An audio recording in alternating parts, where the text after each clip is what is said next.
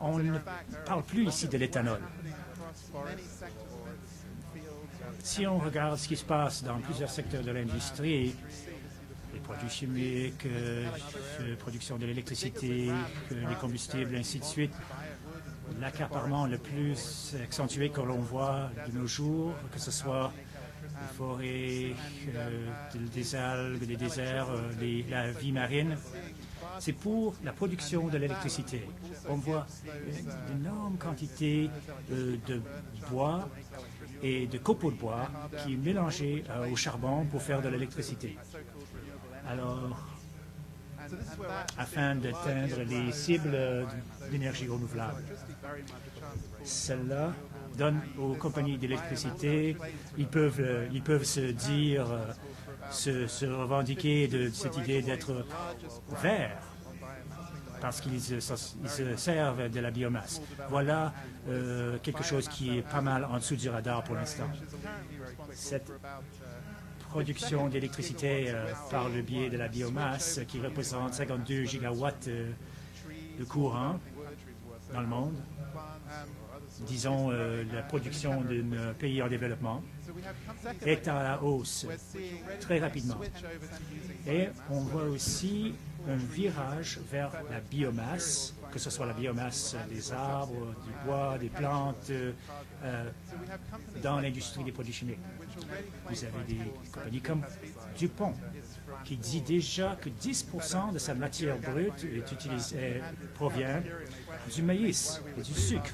On nous a donné des verres, ici des tasses qui sont faites par NatureWorks, qui est une compagnie de Cargill, possédée par Cargill. Et finalement, ce sont des tasses qui sont produites à partir de maïs absolument imbibées de pesticides. Et là, on essaie de boire des liquides biologiques là-dedans. C'est drôle, hein? Excusez-moi, Kathleen, vous ne saviez pas.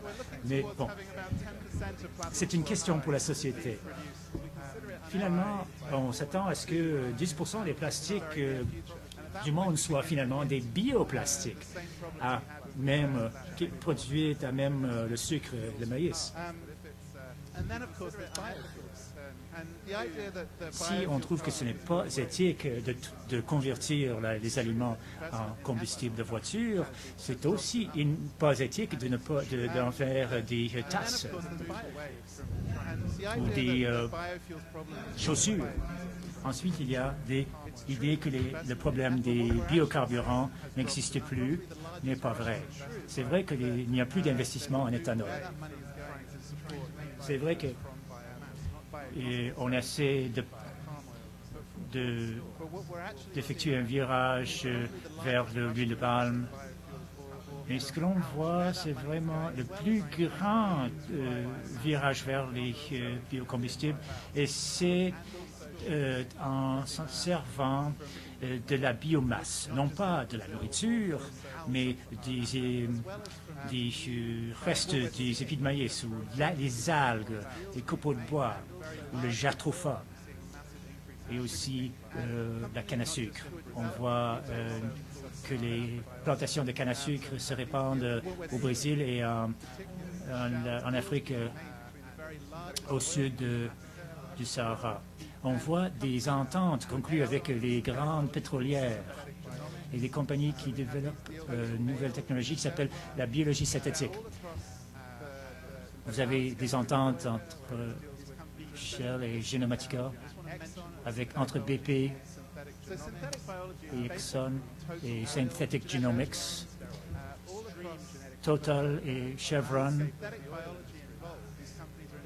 Toutes les pétrolières s'intéressent à la biologie synthétique. Qu'est-ce que c'est?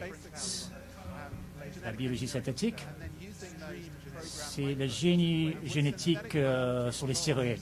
C'est vraiment le génie génétique extrême. On doit imprimer de nouveaux morceaux d'ADN comme si on les imprimait avec une imprimante d'ordinateur. Et ensuite, on les utilise pour programmer les microbes de façon inouïe. Comme Eric a dit qu'on ne parle plus d'extraterrestres, mais en fait, dans un sens, oui, on parle d'extraterrestres. Ces formes vitales n'ont jamais existé. vous créez de nouvelles levures, de nouvelles bactéries, de nouveaux microbes qui vont manger de la biomasse, que ce soit le sucre ou d'autres, et vont en créer des plastiques, vont en créer de l'essence. Ce sont des choses qui seront dans de grands digesteurs, machines à digestion, qui vont manger du maïs et vont en faire des plastiques. Qu'est-ce que ça veut dire? Ça veut dire qu'il est maintenant possible de prendre toute cette matière différenciée, toute cette biomasse qui représente finalement autant d'espèces différentes, et d'en créer des produits industriels, ce qui n'était pas possible avant. C'est ce qu'on voit. Ça fait partie du grand portrait. Alors, je vais vous parler de trois choses avant de la biomasse avant de terminer. Que ce soit des copeaux de bois, et on voit tout un commerce de copeaux de bois qui n'a jamais existé, que ce soit de la paille, que ce soit des algues. Ce n'est pas vrai que la biomasse est carboneutre, est neutre en carbone. On va maintenant entamer les négociations à Cancun et qu'on va nous servir cette sauce, mais ce n'est pas du tout vrai. Certains calculs par l'organisme GRAIN indiquent que 60% des émissions mondiales des gaz à effet de serre viennent de l'agriculture. Si c'est le cas, on va ajouter à ces émissions si on essaie de faire ces produits industriels à même la biomasse. Parce que, par exemple, on doit utiliser des engrais. Et ça, on parle, quand vous épandez des engrais sur le champ, alors vous avez libération d'oxyde d'azote, qui est un GES très puissant. Quand vous brûlez des copeaux de bois, vous allez libérer plus de dioxyde de carbone dans l'atmosphère que l'énergie que vous avez, que vous pouvez en retirer. Mais l'idée, c'est d'essayer de séquestrer ce dioxyde de carbone dans les plantes. C'est tout à fait théorique. On ne sait même pas si ça va marcher. Et même si ça marchera, ce qui se passe, c'est que l'échelle temporelle est tout à fait différente. Si vous brûlez un arbre, et ça a pris 80 ans pour pousser, et vous libérez tout cela en 1 minute, vous allez devoir passer 80 ans pour séquestrer à nouveau ce dioxyde de carbone. Deuxièmement, c'est que la biomasse se trouve dans les pays du Sud. 86% de toute la biomasse se trouve dans les régions tropicales et néotropicales ou subtropicales. Donc, ça veut dire que les industries qui veulent fonctionner à carburer à la biomasse vont devoir aller dans le Sud pour accaparer des terres là-bas. Ils vont devoir acheter des terres, ils le font au Brésil, ils vont le faire dans le sud de l'Afrique. Et on a vu dans l'Afrique au sud du Sahara que 20% des accaparements ces produits, donc une surface de la taille de Danemark.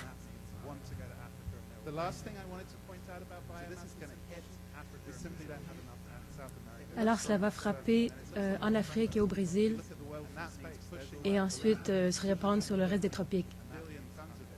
Et cela va affecter les gens qui habitent sur les terres là-bas en ce moment. La dernière chose que je voudrais dire à propos de la biomasse, maintenant, c'est qu'on n'en a pas assez de toute façon. Si on regarde la Terre de l'espace,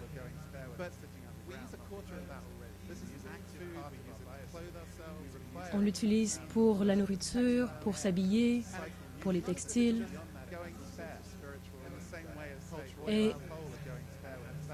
Et ce n'est pas comme si nous allions en manquer comme le pétrole. C'est une partie active de notre biosphère.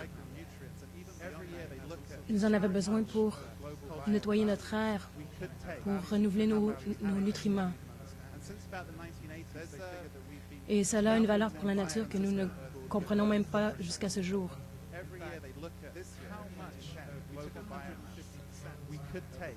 Chaque année, nous remarquons combien de biomasse nous pouvons prendre et nous avons pris. Et nous remarquons que nous avons pris plus de biomasse que ce que la Terre peut nous remettre. En fait, cette année, nous avons pris plus de 150 de la biomasse que la Terre pouvait nous fournir.